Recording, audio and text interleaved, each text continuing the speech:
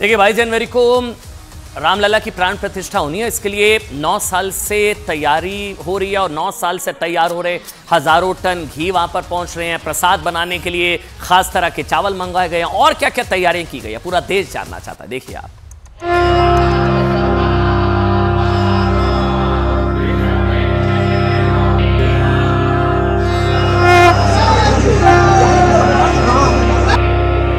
500 सालों से ज्यादा के इंतजार के बाद भगवान श्री राम भव्य मंदिर में लौटने वाले हैं। अब बस इंतजार है उस पल का जब 22 जनवरी को हिंदुओं के आराध्य श्री राम भव्य मंदिर में विराजेंगे। इस ऐतिहासिक और बेहद खुशी के पल का साक्षी बनने के लिए देश दुनिया के कोने कोने से लोग अयोध्या पहुंचेंगे। इस अलौकिक पल को ऐतिहासिक बनाने के लिए भव्य तैयारी की गई है। भारत के कोने कोने से श्री राम और मंदिर के लिए सामग्री मंगाई जा रही है। अयोध्या में श्री राम की आरती और यज्ञ के लिए विशेष तरह का घी भी मंगाया गया है। इसे रावण की ससुराल जोधपुर में 9 साल तक तैयार किया गया। विशेष तौर पर बनाई गई बैलगाड़ी में 600 किलो घी को 108 कलश में रखकर अयोध्या भेजा गया। बताया जाता है कि घी बनाने से लेकर अयोध्या तक भेजने में 10 करोड़ रुपए खर्च हुए। रथों के अंदर 108 कलश हैं, जिसमें 600 किलो घी है और भगवान श्री राम के कार्य में यह घृत 9 साल से एकत्रित हो रहा है। जब आप लोग सपने में नहीं सोच सकते थे कि भगवान श्री राम का मंदिर कब बनेगा, तब हमारे वीर बजरंगबली ने, पवन सुत हनुमान जी ने महाराज ने सूचना दी थी कि राम मंदिर शीघ्र ही बनेगा, जिसके यज्ञ के लिए आपको घी एकत्रित करना है। जो कहा गया है उसके अनुसार भगवान श्री राम की ज्योति इस घृत से जलनी चाहिए, जो नंदादीप के रूप में गर्भगृह में जलती है।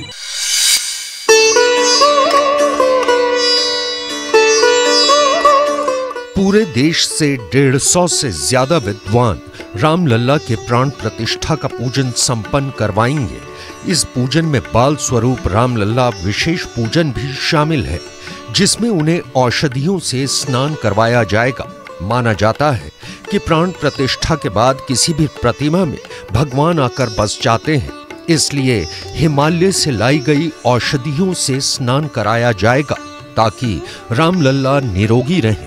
इसके लिए पूजा 18 जनवरी से शुरू होगी और रामलला के स्नान में पवित्र तीर्थों से लाए गए जल मिलाए जाएंगे। औषधियां हम लोगों को वनस्पतियां प्रकृति ने दी हैं। उन औषधियों का सेवन करने से, उन औषधियों को लगाने से हमारा शरीर निरोग होता है।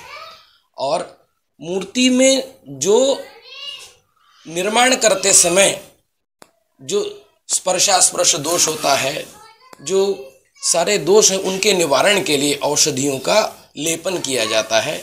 औषधियाँ हमारे यहाँ शतावरी आती है, सुगंधवाला आती है, और गुरुच आता है, और वचा आती है, वच जिसको बोलते हैं।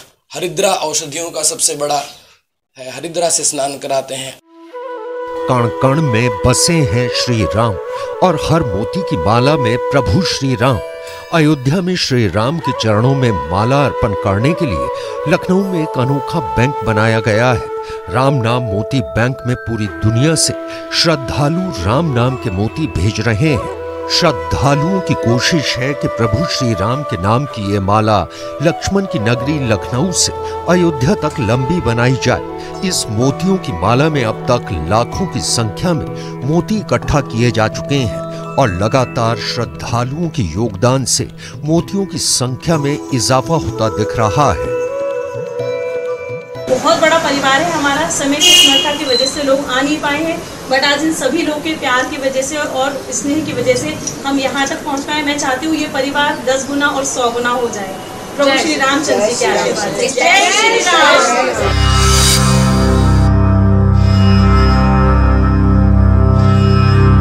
22 जनवरी 2024 को अयोध्या में सोने से जड़े 14 द्वार खुलेंगे। सोने से सजे 14 द्वार स्वागत करेंगे और रामलला अपने मंदिर में विराजमान हो जाएंगे।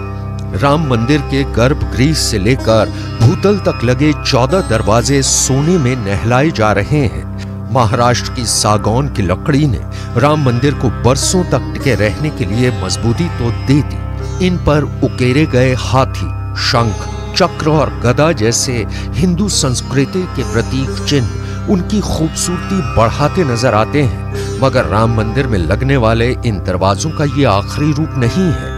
अभी इनकी सुंदरता और भव्यता बढ़ाई जा रही है। इन दरवाजों को सोने से जड़ा जा रहा है और जब वो काम पूरा होगा तब जाकर इन्हें श्री राम के गर्भगृह की पहरेदारी का सौभाग्य मिलेगा। दरवाजे 14 प्रथम तल, 14 द्वितीय तल और 18 गर्भगृह में लगेंगे, जिसमें 14 स्वर्ण जड़ित होंगे। छत्तीसगढ़ को भगवान राम का ननिहाल माना जाता है। माता कौशल्या का जन्म स्थान छत्तीसगढ़ का चंद्रखुरी है। रामलला को उनके ननिहाल छत्तीसगढ़ के धान बीज का चावल प्रसाद के रूप में चढ़ाया जाएगा।